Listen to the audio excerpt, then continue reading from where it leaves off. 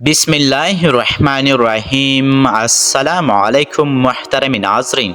ایک دفعہ کا ذکر ہے کہ سلطان صلاح الدین ایوبی رحمۃ اللہ علیہ کی زوجہ عصمت الدین خاتون محل کی صحن میں کنیزوں کے ساتھ تلوار بازی کی مشق کر رہی تھی۔ محل میں خوشی کا سماں، محل کی باہر ایک چھوٹا سا بازار تھا۔ لوگ خرید و فروخت کر رہے تھے اور ہر طرف ہجوم ہی ہجوم تھا، کیونکہ سلطان صلاح الدین ایوبی رحمۃ اللہ علیہ نے ایک بہت بڑا علاقہ فتح کیا، جس کے بعد سلطان معظم نے چند دنوں کے بعد محل میں جشن کا انتظام کیا اور اپنے سپاہیوں کو انعام دینے کی تقریب رکھی، کیونکہ سلطان کا یقین تھا کہ جو سپاہی سلطان کے ایک حکم پر اپنے بیوی بچوں کی پرواہ کے بغیر اپنی جان کی بازی تک لگا دیتے ہیں تو ان کو نہ صرف آخرت میں بلکہ اس دنیا میں بھی انعام و اکرام سے نوازا جائے گا، تاکہ ان کی حوصلے بلند ہو اور آنے والی نسلیں ان کو دیکھ کر شہادت کی خاطر کافروں سے لڑنے کے لیے تیار ہو جائے۔ اچانک ایک سپاہی نے سلطان معظم کو خبر دی کہ حضور، ملکہ اپنی کنیزوں کے ساتھ تلوار بازی کی مشق کر رہی تھی کہ اچانک ملکہ نے تلوار ہوا میں لہرائی تو تلوار ملکہ کے ہاتھ سے گر گئی اور آپ کی بازو جیسے ہی آپ نے اوپر پھیلائی وہی پر رک گئی اور ابھی تک وہ بازو حرکت نہیں کر رہی۔ کنیزوں نے پوری کوشش کی، لیکن درد کی شدت سے ملکہ تڑپ رہی ہے۔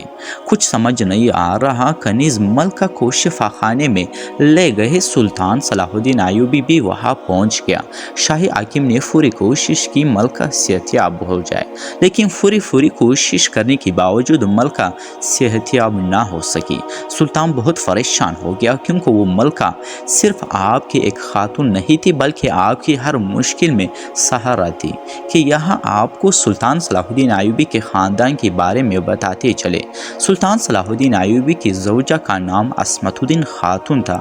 عصمت الدین خاتون کی گود سے 3 فرزند پیدا ہوئے۔ پہلا بیٹا الفضل بن صلاح الدین، العزیز عثمان اور تیسرا الظاہر غازی تھا۔ تینوں بیٹے سلطان صلاح الدین ایوبی رحمۃ اللہ علیہ کی طرح بہادر اور عقل مند تھے۔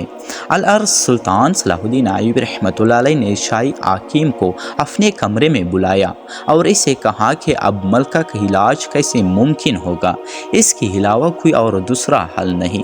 شاہی حاکم نے کہا، حضور، میں نے اپنی پوری کوشش کر لی، لیکن شاید ملکہ پٹھوں میں خون کا بہاؤ رک گیا، جس کی وجہ سے ملکہ کی پٹھیں حرکت نہیں کر رہی۔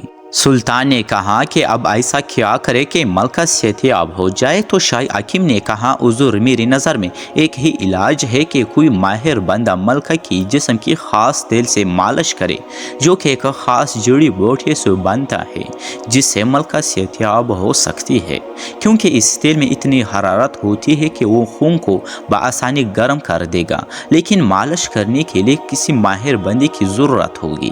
سلطان نے کہا، حاکم محترم، یہ آپ کیا کہہ رہے ہو؟ آپ کا مطلب یہ ہے کہ ملکہ کی مالش کوئی غیر مرد کرے گا؟ تم اپنے الفاظ سوچ سمجھ کر استعمال کیا کرو۔ شاہی حاکم نے سر جھکاتے ہوئے کہا، حضور، میں یہ سب ملکہ کی صحت یابی کے لیے کہہ رہا ہوں۔ سلطان نے کہا، یہ میں گوارا نہیں کر سکتا کہ میری زوجہ کی ننگی جسم کو کوئی نامحرم چھوئے، میں یہ کبھی برداشت نہیں کر سکتا۔ لیکن جب دوبارہ سلطان نے ملکہ کی حالت دیکھی تو سلطان نے یہ فیصلہ کیا کہ شاہی حاکم کی بات مانی جائے اور اس کا علاج کیا جائے۔ اب سلطان نے شاہی حاکم کو اپنے کمرے میں بلایا اور کہا، بتاؤ، وہ کون آدمی ہے جو ملکہ کا علاج کرے گا؟ شاہی حاکم نے کہا، حضور، وہ آدمی مشرقی پہاڑوں میں رہتا ہے، اس کی رہائش گاہ ایک جھونپڑی ہے، میں اپنا ایک سپاہی بھیج کر اس کو ابھی یہاں بلواتا ہوں۔ لیکن پریشانی کی بات یہ ہے کہ وہ نہ صرف مرد ہے بلکہ غیر مسلم بھی ہے۔ یہ سن کر پھر سے سلطان تڑپ اٹھا اور کہا کہ اب میں اتنا مجبور ہوں کہ ایک غیر مسلم سے ملکہ کی جسم کی مالش کروا کر علاج کرواؤ۔ شاہی حاکم نے کہا، حضور، علاج تو سنت ہے، اس کے لیے ہمیں یہ نہیں دیکھنا چاہیے کہ وہ مرد ہے یا عورت، مسلم ہے یا غیر مسلم۔ جب سلطان کو کوئی اور راستہ نہ دکھائی دی تو آپ نے اجازت دے دی۔ لیکن سلطان صلاح الدین ایوبی نے شاہ حاکم کو کہا کہ راز محل سے باہر نہیں جانا چاہیے۔ شاہ حاکم نے بھی وعدہ کیا کہ حضور اس محل کی دروازوں تک ہی یہ بات محدود رہے گی۔ اب سلطان صلاح الدین ایوبی نے اپنے کنیزوں کو حکم دیا کہ جا کر ملکہ کو کمرے میں برہنہ کر کے واپس آ جاؤ۔ سلطان نے پہلے ہی ملکہ کو بتایا دیا تھا، اس درد سے چھٹکارا پانے کے لیے تمہارے جسم پر ایک غیر مسلم مرد مالش کرے گا۔ یہ سن کر ملکہ بھی تڑپ گئی اور ملکہ کی دل کی دھڑکن تیز ہو گئی، لیکن سلطان کے حکم کو ٹال بھی نہیں سکتی تھی۔ کنیزوں نے ایسا ہی کیا۔ تھوڑی دیر میں شاہ حاکم اس نوجوان کو لے کر آیا جس کا سر سے پاؤں تک چہرہ ڈھانپا ہوا تھا اور اس کے ہاتھ میں ایک شیشی تھی جس میں تیل تھا۔ جب سلطان نے حاکم کی عقل مندی کو دیکھا کہ اس نے مالشی کا منہ چھپا دیا تھا تاکہ وہ ملکہ کو برہنہ حالت میں نہ دیکھ سکے، لیکن پھر بھی سلطان کے دل میں بہت غصہ آ رہا تھا کہ اب غیر مسلم مرد ملکہ کو چھو کر اس کا علاج کرے گا۔ دوستو، وہ تو سلطان صلاح الدین ایوبی تھا، لیکن سلطان کی جگہ کوئی عام انسان بھی ہوتا اور اپنی بیوی کے جسم کو جب غیر مرد کی چھونے کے بارے میں سنتا تو بھی تڑپ کر رہ جاتا، لیکن اللہ کی مرضی کو کون ٹال سکتا ہے۔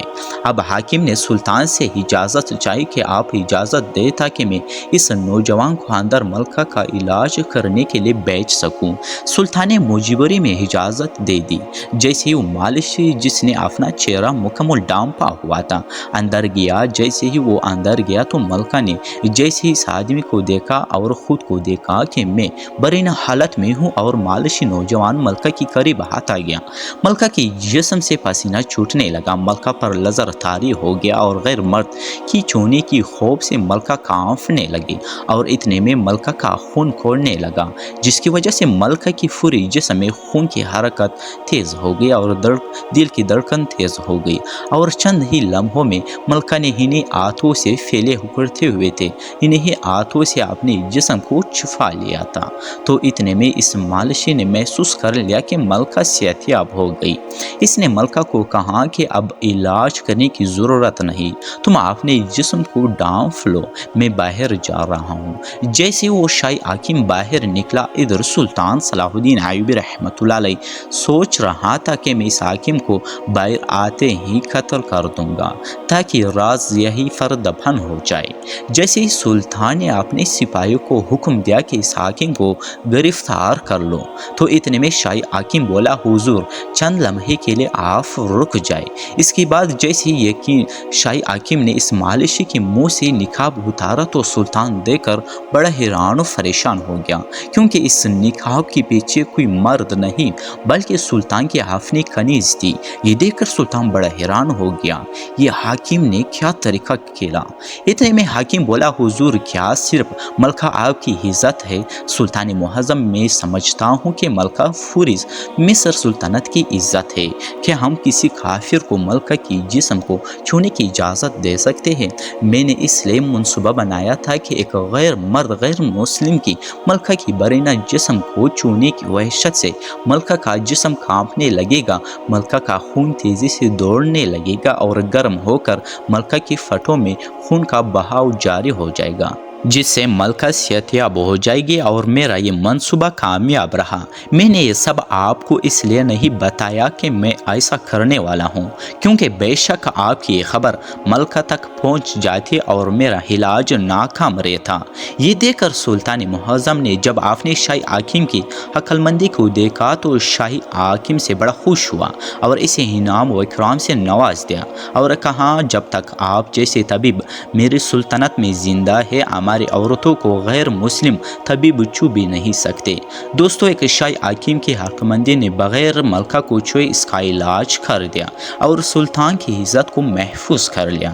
دوستو، یہ سبق نہ صرف اس وقت کے لیے تھا بلکہ آنے والے وقت میں لوگوں کے لیے بہت بڑا سبق ہے کہ انسان اگر اپنی عقل کو استعمال کرے تو بڑے بڑے کامیابی حاصل کر سکتے ہیں، لیکن ضرورت اس بات کی ہے کہ انسان اپنے عقل کو کن کن کاموں میں استعمال کرے، انسان کو کس وقت اپنے اندر کی چھپی ہوئی صلاحیتوں کو ڈھونڈے۔ امید ہے کہ آپ لوگوں کو سلطان صلاح الدین ایوبی رحمۃ اللہ علیہ کی شاہی حاکم کی عقلمندی کا یہ دلچسپ واقعہ بہت اچھا لگا ہوگا۔